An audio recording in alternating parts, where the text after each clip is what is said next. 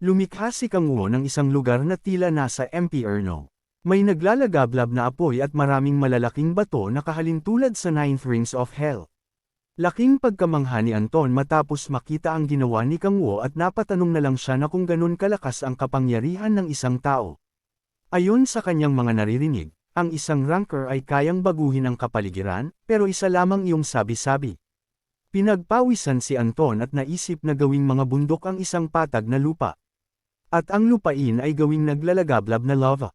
Ang bagay na iyon ay kailanman hindi pa niya naririnig. Nakatingin si Anton sa ating bida na nakatayo sa taas ng bundok. Napapasabi na lang siya na mas halimaw pa sa kanya ang ating bida. Sa isang banda astig lang na nakatayo si Kang Wu na may seryosong mga tingin na may mapupulang mga mata. Ayon kay Anton nakakaiba ang ating bida. Napapaisip pa ito na kung ano ang awakening attribute ang mayroon nito. Pero hindi na iyon ang mahalaga. Dahil habang nasa kanya ang Book of Nightmares magtagumpay pa rin siya. Dahil ang Book of Nightmares ay nagtatagli ng kapangyarihan na binigay ng pinakamalalakas na demon. Kaya kahit ranker pa si Kang Wu ay madali lang niya itong matatalo. Galit na lumingon si Anton sa mga demon sabay tinanong ang mga ito na kung ano ang ginagawa ng mga ito, nakatayo lang.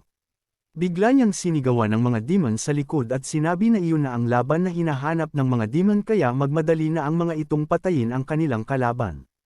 Mabilis na sumunod ang mga demon kaya nagsitalan ang mga ito. Nagsilipadan ang mga demon patungo sa ating bida na nasa taas ng bundok, bakas sa mga demon ang kagustuhan na pumatay at makain ang ating bida, tumatawa pa ang mga ito dahil pagkakataon na nilang pumatay ng tao. Kalmado lamang si Kang Wu sa mga mangyayari at nagbuntong hininga. Tiningnan lamang ni Kang Wu ang mga demon na papasugod sa kanya gamit ang mapupulang mga mata.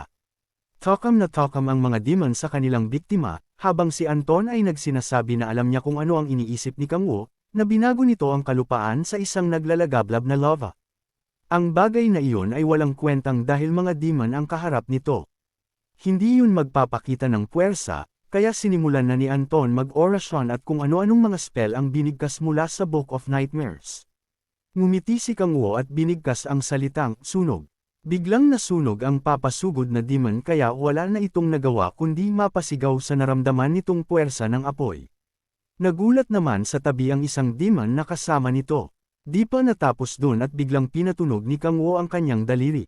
At sa isang iglap lang bumitak ang malalaking bato mula sa taas at nahulog sa mga demon na pasugod.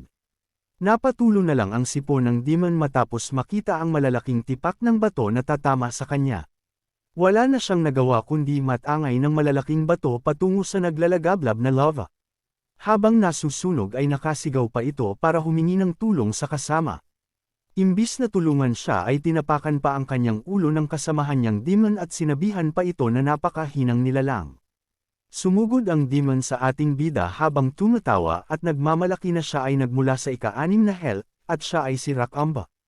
Pagyayabang pa nito na kaya niyang humawak ng maraming sandata gamit ang 4 niyang kamay. Pero nawala ang kanyang kayabangan matapos siyang hatiin ng ating bida. Napakaraming demon ang sumugod ng sabay-sabay kay Kang Wu pero pinaghihiwalang niya ang mga ito gamit ang kanyang transcendent equipment na nag-anyong espada. Sumugod pa ang 2 demon na nagpakilala na si Scartha na ika-6 na demon at ang isa na ika-5 demon. Nang akmang tatamaan na ang ating bida ng mga atake ng mga ito ay lumingon siya, at naghanda ng demonic energy mula sa kanyang mga kamay. Ginamit niya ang Authority of Waves at sa lakas ng impact nito nawasak ang mga katawan ng mga demon.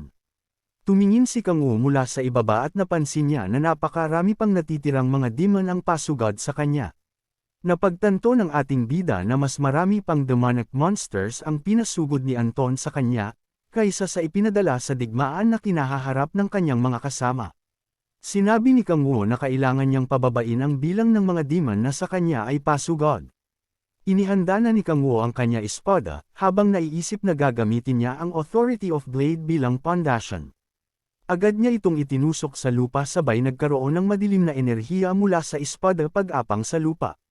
Mabilis itong kumalat patungo sa mga umaakyat na mga demon monsters. Nagtaka ang mga demon sa kung ano ang bagay na lumalapit sa kanila. Mula sa itim na enerhiya ay lumabas ang matatalim na blade lampasan sa kamay ng demon.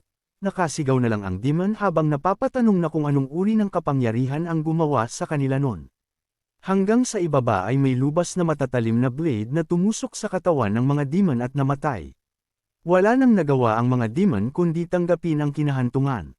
Takot na takot ang isang demon matapos masaksihan ang mga nangyari sa kanyang mga kasamahan na walang nagagawa kundi sumigaw at humingi ng tulong.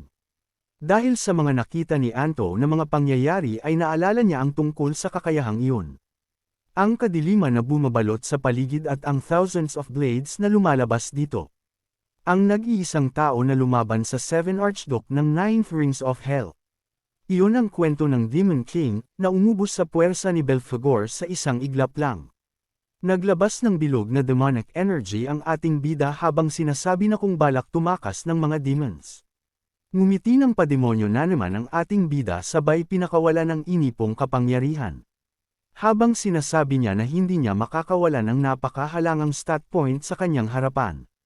Tumawa ng mukhang demonyo si Kang Wu habang nanlilisik ang mapupulang mata. Sa isang banda napapaisip si Anton na kung bakit ang Demon King ang sumisimbolo sa Hell, gaya ng nasa kanyang kinalalagyan ngayon. Tumakbo si Anton palayo habang nagtutulo ang dugo sa katawan at nasusunog ang ilang party ng kasuotan. Napapamura na lang siya habang naiisip na anong klaseng halimaw ang ating bida. Dahil nasunog ang kanyang braso bago pa niya makast ang spell na inihanda niya. At noong matatapos na niya ang kanyang pangalawang subok na mag-cast ng spell ay hiniwa naman nito ang kanyang tiyan. Inisip na lang ni Anton na nagkataon lamang ang lahat habang nakatingin sa mga bangkay ng mga demons na nakatusok sa mga blades. Pinagmasdan niya ang ating bida, pero nakatingin lamang sa kanya si Kang Wu habang tinatawanan siya. Nasabi na lang ni Anton na kahit kailan ay hindi pa niya naramdaman ang takot at pressure na naramdaman niya mula sa ating bida, na kahit sa mga superior niya ay hindi niya naramdaman. Pinilit niyang dein ang kanyang sarili habang sinasabi na panaginip lamang ang lahat at hindi totoo ang mga nangyari. Sa kanyang paglalakad ay natapilok siya sa bangkay ng demon na nakahandusay, kaya nadapa siya sa lupa na una ang mukha. Habang nakadapa ay sinabi ni Anton na isa iyong bangungot. Maya-maya ay biglang kinabahan ng matanda matapos magsalita ang ating bida sa kanyang likuran. Sinabi ni Kang Wu sa matanda na, binalaan na niya ito na wag itong okto na kilala siya nito. At sinong ang bastardong matanda na ito ang hindi alam ang tungkol sa kimchi stew pero umaakto na kilala siya. Ang baliw na matanda ay bumangon at nasabi na isa na iyong reality, hindi na dream o nightmare. Ninas na si Kang Wu dahil sa mga pinagsasabi ng matanda na katangahan. Hinawakan ni Anton ang Book of Nightmares habang sinasabi na kapag napatay niya ang ating bida ay majay gising siya sa bangungot na ito. Gumamit si Anton ng demonic energy na may anyong kamay tapos pinasugod sa ating bida. Binalot ng malalaking kamay si Kang Wu kaya napatanong ang matandang si Anton na kung napatay na ba niya si Kang Wu. Nagulat si Anton matapos magsalita si Kang Wu na kung iniisip ba ng baliw na matanda na patay na siya. Nilamon ng gluttony ni Kang Wu ang mga kamay na demonic energy ni Anton. Pagyayabang ni Kang Wu na paano ni Anton nasasabi ang mga bagay na ganun kung hindi pa naman nito sigurado. Habang sa likod ni Kang Wu ay patuloy na pinagpipiestahan ng gluttony ang mga demonic energy. Takot na takot si Anton habang humihingi ng saklolo. Sinabi naman ni Kang Wu na ganyan nga dapat ang una mang sabihin ng humingi ng tulong. Tinakot pa ni Kang Wu si Anton gamit ang gluttony na may malalaking pangil. Tanong niya na kung narinig na ba ni Anton ang mga tao na humihingi ng tulong katulad ng ginagawa nito ngayon. Dagdag pa ni Kang Wu na maraming demonic energy ang nasa loob ng katawan ni Anton, kaya ibig sabihin lang nun ay hindi lang iisa o dalawang tao ang pinatay nito. Tanong pa ni Kang Wu na kung pinapalaya ni Anton ang mga tao katulad ng sitwasyon nila ngayon. Hindi na nakapagsalita si Anton sa sobrang takot. Tumawa si Kang Wu habang sinasabi kay Anton na pariho nga silang dalawa, gaya ng sinabi ni Anton sa kanya kanina, kaya inaamin niya iyon. Nang inig si Anton sa sobrang takot habang nagmamakaawa sa ating bida na wag siyang patayin. Hindi nakinig si Kang Wu at nakangiting sinabi kay Anton na hindi niya pinapatakas ang sinuman sa kanyang mga kamay. Dahil doon ay tuluyan ang pinakain ni Kang Wu si Anton sa kanyang gluttony, at wala nang nagawa si Anton kundi sumigaw sa kanyang sinapit. Ilang sandali pa ang lumipas, makikita ang naglalakihang apoy sa ilalim ng bitik na lupa, habang ang gating bida ay abala naman sa paglamon sa kaluluwa ng mga demon. Matapos niyang i-activate ang Reaper of Souls, tagumpay niyang naabsorba ang lahat ng demon na 237 ang eksaktong bilang. Napangisi naman si Kang Wo dahil matapos ang matagumpay na pag-absorba, agad ipinagbigay alam ng notification na ang quality ng kanyang kaluluwa ay tumaas din, kasabay ng pagtaas ng demonic energy. Kasunod nito nagkaroon din si Kang Wo ng hint upang malaman ang unang kondisyon sa pagiging demonic soul. Sa kabilang banda, nakatikip ang mga kamay ni Kang Wo sa bibig na nagpasalamat sa aniyay masarap na pagkain. Nasisiyahan pa niyang sinimulang isa-isahing tingnan sa status window, ang kanyang napakaraming natanggap. Ayon sa window, isang kondisyon na lang ang kailangan niyang magawa upang tuluyang maabot ang demonic soul, na siyang ikalawang hakbang, upang tuluyang maging isang demonic god. Hindi man sigurado si Kang Wo kung ilan pang kaluluwa ng demon ang kailangan maabsorba, ngunit ayon sa kanya, ay sapat ng malinaw sa kung paano ito gagawin. Malawak na nakangiti pa niyang tinitingnan kung gaano nakataas ang kanyang stats. Ayon sa kanyang status window ang kasalukuyan niyang demonic energy stats ay tumaas na sa 120, kaya't hindi na niya kakailanganin pang isuot ang kanyang legendary equipment na coat. May panghihinayang man, ngunit masaya si Kang Wo sa kanyang di inaasahang ganoon kalaking achievement. Napakapit pa siya sa dibdib ng mapagdesisyonang suriin kung ano ang magiging pagbabago sa kanyang, dahil sa nasabing pagtaas ng quality ng kanyang soul. Sandali siyang pumikit, habang nakapikit na dinadama ang malakas na enerhiyang dumadaloy sa paligid niya. Matapos ang ilang sandaling pakikiramdam, kasunod ng pagmulat niya ang pag-iisip kung bakit wala gaanong maramdaman na kakaiba, gayunpaman, alam niyang may pagbabagong naganap. Napamulagat naman siya nang maramdaman ang kakaibang lakas ng enerhiya, saka napagtanto na tuluyan ng hamina ang selyo ng Thousand Demon Core. Bagaman hindi pa ganun niya madama ang enerhiya mula sa pinakailalim, batid ni Kang Wo na mas hamina na ito, kumpara noong unang beses siyang ma-awaken. Hindi makapaniwalang nasabi pa ni Kang Wo, na hindi niya inaasahan ang ganoong kalakas na epekto ng Reaper of Souls. Nasabi naman ni Kang Wo sa gitna ng lahanang ito, na nararapat lamang para sa kanya ang natanggap matapos ang pag-block ng mga ito sa kanyang level. Nasisiyahan pa niyang sinimulang gawing stat points ang kanyang bagong demonic energy. Matapos ang prosesong ito masayang naikuyong ni Kang Wo ang kamao, kasunod ang pagbibigay alam ng notification na nadagdagan ng 1 point ang kanyang demonic energy. Bagaman 1 puntos lang ang itinaas ng kanyang demonic energy, ramdam ni Kang Wo ang kakaibang lakas, na masasabi niyang nararapat lamang ito sa kanya. Nakangiti pa niyang sinabi na ang nahihirapan siyang pataasin ito, ngunit masasabi niyang malaki ang improvement ng epekto nito. Bakas naman ang kasiyahan sa bawat pagbigkas ng ating bida, na higit sa inaasahan niya ang mga nakamit na gantimpala. Matapos ito, nang masiguradong tapos na ang digmaan sa pagitan ng Demon Monster at mga player, nagdesisyon na rin si Kang Wo na bumalik.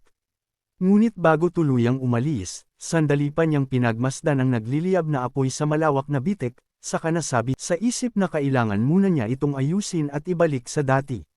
Sa kabilang banda, matagumpay na natapos ang digmaan sa Manchuria, at nagawang magwagi ng nagbubunying mga player.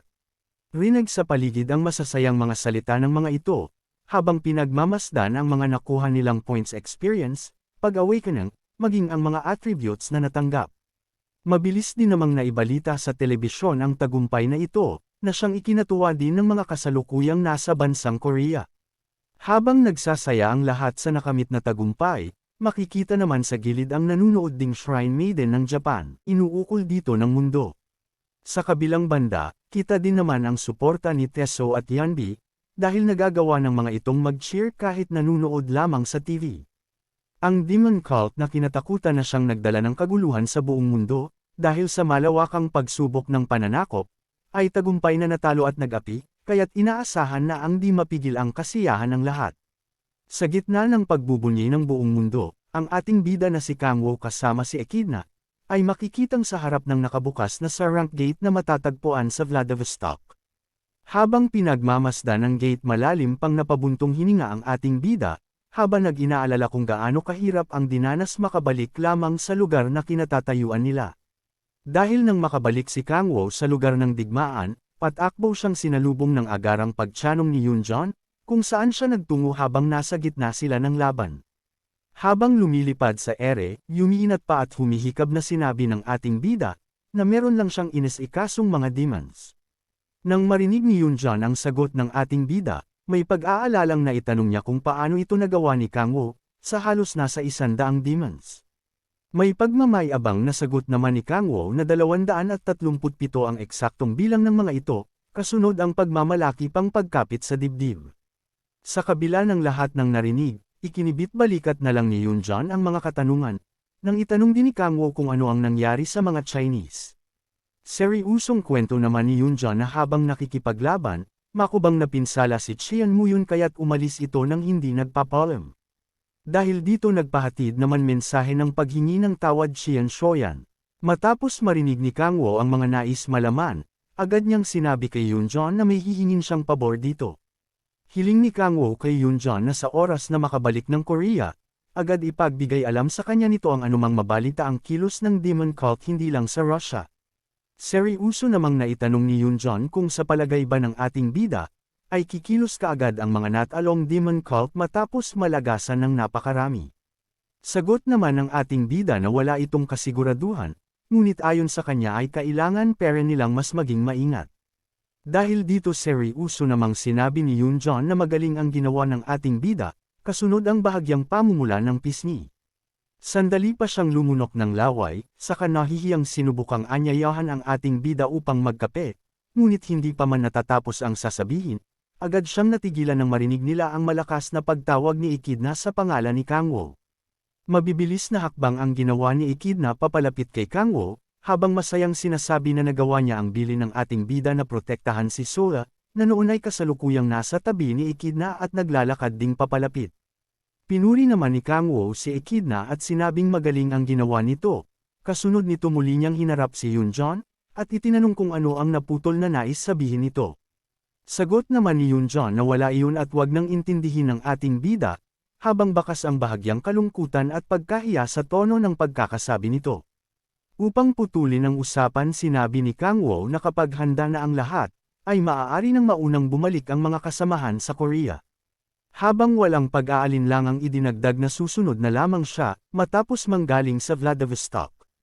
Naitanong naman ni Yunjan, kung ang lugar ba na binanggit ni Kang Wo, ay ang lugar kung saan nagsimula ang usapin tungkol sa demon cultist. Dagdag pa ni Yunjan, na kung binabalak ng ating bida na mag-imbestiga sa pinagmulan nito, ay nais din niyang sumama. Mabilis na tugon naman ni Kang Wo na hindi ang sinabi ni Yunjan ang dahilan, kundi nais niyang muling mag-summon. Nang marinig ito ni Echidna gulat na napatulala siya dahil hindi inaasahan ang nais gawin ni Kang Wo. Naluluha pa niyang hinarap ang ating bida, kasunod ang pagtatanong kung hindi na ba siya kailangan nito. Paliwanag naman ni Kang Wo kay Echidna na hindi ganon ang kanyang sinasabi, ngunit patuloy pa rin sa paghikbi si Echidna, dahil naiisip niyang hindi na siya kakailanganin ni Kang Wo o Ra na mas malakas sa kanya ang magawang i-summon nito. Pag-alaw naman ni Sola na hindi ganoong klase ng tao si Kang Wo, kaya't hindi dapat na mag-alala si Echidna. Matapos ito nakatayo sa harap ng gate ang ating bida habang nasa tabi niya ang nakangiting si Echidna. Nakaplano mang pumunta siya sa lugar ng mag-isa, hindi niya nagawang tanggihan si Echidna nang kumbonsihin siya nitong isama siya, kaya't walang nagawa ang ating bida kundi ang pumayag, upang hindi na madagdagan pa ang paghikbi nito. Nang masuri ni Kang Wo ang buong lugar at walang makitang kakaiba liban sa malaking bilog na nakaguhit, agad niyang naitanong sa isip kung sa pamamagitan lang ba nito nagawang isama ng mga demon. Patuloy pa din ang pagtatanong sa isip niya, kaya't nagdesisyon ang kakayahang ito magagawa niyang makita ang kanyang target, maging ang ma-analyze ng mabuti ang isang bagay. Ilang sandali niyang seryusong pinagmasdan ang magic circle, ngunit kahit anong gawing pagsusuri ay hindi niya ito magawang maunawaan, na itanong pa ni Kang Wo na kung posible ba nagawa ito ng isang tao. Gayunpaman, alam ni Kang Wo na hindi na ito mahalaga, dahil sa ngayon ay wala siyang balak na pigilan ang anumang summon ang nagagawin. Matapos ito, nakangiting tinanong niya ay Echidna kung nais na ba nitong pumasok sila sa gate. Walang pag-aalangan namang mabilis na sumang-ayon ito kay Kang Wo. Pagkapasok nila, bumungad agad ang umaatungal na malaking gagambang halimaw. Nang makita ito ni Echidna mabilis niyang pinaganya ang kapangyarihan, saka binigwasan ng dambuhala niyang kamao ang pasugad na halimaw. Pasigaw na sinabi pa ni Echidna sa monster demon, Nahuwag nitong subukang dampian si Kang Wo, saka mabilis na pinalipad ito. Matapos bumagsak sa sahig ang kalunang halimaw, masayang ikan-away ni Echidna ang malaking kamay sa kamay pagmamalaking sinabi na natalo niya ang kalaban. Nakangiti naman itong nilinggan ni Kang Wo habang masayang nakampan dahil maayos na ang pakiramdam ni Echidna.